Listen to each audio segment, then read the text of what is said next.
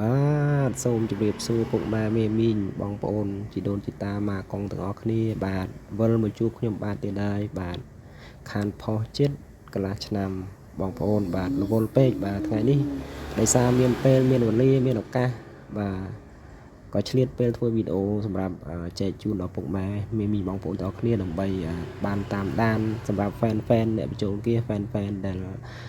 ចង់ចេះចង់ដឹងពាក់ព័ន្ធទៅនឹងវិស័យគាបាទឧបករណ៍គាជាច្រើនគាបាទជាច្រើនគ្រប់ប្រភេទបាទអាចធ្វើការចុច like ចុច follow តាមដានទៅលើ page របស់ខ្ញុំបាទបានបាទពាក់ព័ន្ធនឹងអាការៈចក្រាននេះដែរគឺវាចេញភ្លើងក្រហមបាទហើយមកជាហៀងទៀតនោះវាខូចដុំបាទវាខូចដុំម្ចាស់គាត់អ្នកប្រើរហូតដល់អស់ថ្លៃបងបាទគាត់ប្រើឡើងដុំច្រេះឲ្យលួយអស់បាទអញ្ចឹងក៏គាត់សម្រេចចិត្តយកមកដូរបាទបើសិនជាពុកម៉ែមីមីងបងប្អូន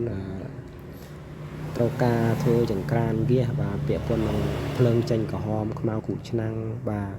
មានការដូរដុំថ្មីឬការមានការកកស្ទះឬក៏មានចំណុចណាល្អលួលឯអាច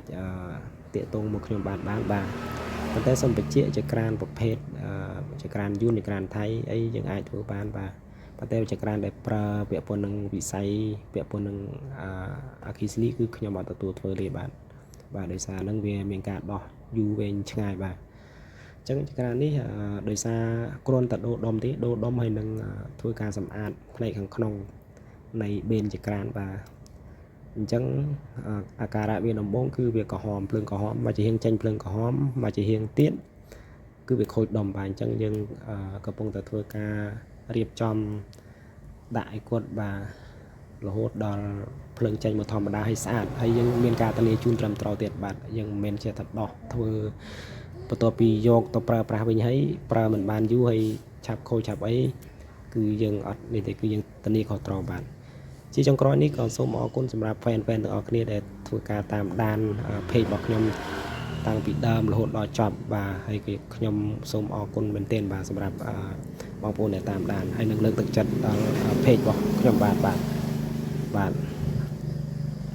អរគុណច្រើនបាទអរគុណច្រើននឹងជម្រាបលាបាទអរគុណបាទ